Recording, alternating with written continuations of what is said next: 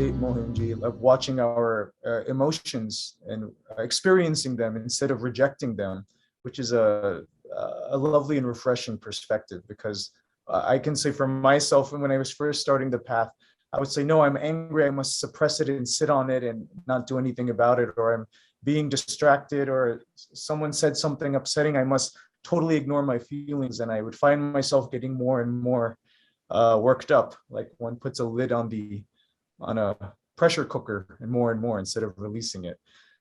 So if you are in a situation though where you are attempting to experience all the emotions you have, even the ones that, people might lump up in a negative connotation, like, jealousy or anger, how does one deal with that if you are with, say, loved ones or friends or family members who are not very agreeable? Well, all these things come and go, right? Nothing stays. And when do they exist? Only during the waking state. Same does not exist when you're dreaming or when you are in deep sleep. So we can actually understand they are all passing. And they have to create certain ripples, certain feelings. Once they created what they came for, they all leave. And also understand, like say, let's take one thing called jealousy. Jealousy is nothing but appreciation in disguise. When you are jealous about somebody, we are appreciating that person, but we don't have that kind of energy or the momentum to tell him, I really appreciate you. Something in us blocks us telling so. That comes as jealousy. So everything is there is a positive in all these things. See, for example, anger. Imagine you want to tell somebody with intensity, just for them to understand. You can use the power of anger, but you should not be angry. When you become angry, you lose your mind, or you are completely helpless. But when you are expressing anger while you're not angry, that's your strength. So everything you take, like for example, revenge is a totally lost situation. When you have to take revenge on somebody, that's almost like a lost situation. But when you are witnessing the whole thing, and when you say, okay, this is happening, and I am kind of enjoying this situation, that time you are in control, you are in charge. So all situations like disappointments are coming out of expectations. When we have a lot of expectations, for example, perfection per se. Have you ever seen perfection static? Perfection cannot be static. You perfect on something, there is something else there. So there is never a state of perfection which is permanent. Look at another state. Peacefulness, contentment.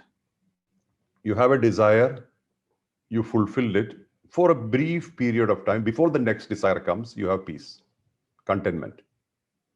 How long contentment stays? Until the next desire comes. So look at life. When you look at life, you see that, okay, so this is the whole story. This is all that is. And then you will start looking at everything with a kind of, oh, this is fun. Life is fun. It's a flow, it's fun. So when you start taking life like that, things are very easy. You will say, okay, there is nothing serious about it. I'm just like a tourist backpacker on earth. I brought nothing here, nor I'll take anything from here. All you can possibly carry are memories of experiences. Every thought, every word or expression or action are only giving me experiences. I have used possessions and relations to enjoy or experience various aspects of life. And they are also not permanent. When we understand this, then you are like breezing through life. When we discard our ownership of action, this is me and this is mine, you start feeling completely relieved. Why was I carrying all this burden on my shoulder? Burden is a position. Burden is also a name. Just a name also can be a burden. I have to maintain this name. I have to maintain this reputation. I have to maintain. See, the I comes all the way, all the time, and says, this has to be like this has to be like this. I have to maintain my image. All these are mind related. Take your mind and throw it out. Then what you see? Nothing really matters. Life is flowing. Every experience is important when it is happening. Tomorrow it's not important. Yesterday it was not important. While happening, it's important. So that simple life is a moment to moment to moment experience. When you analyze, when you deny, when you suppress, what is the outcome?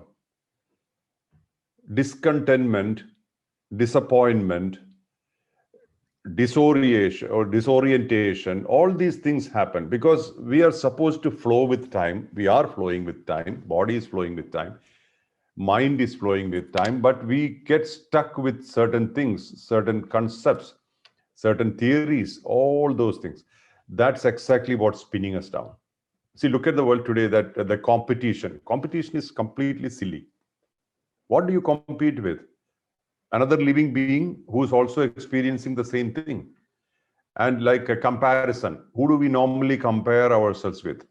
Somebody like Elon Musk or a rich person, rich or famous. But we have so many people who do not have food to eat at home.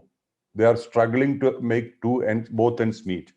We don't compare ourselves with them, so that we deny ourselves the opportunity to experience the blessings of life. Instead, we always complain, oh, I don't have that, which is higher than us, whatever we consider higher. So this is how the mind operates, or we are trained to think. If you just fine-tune yourself and say, look here, I'm fine. I have place to sleep, food to eat, reasonable recognition, what I'm doing in the world. And if you have a purpose, clear purpose, such as raising the awareness of people around you to something like compassion or non-violence, then that itself is the motivation.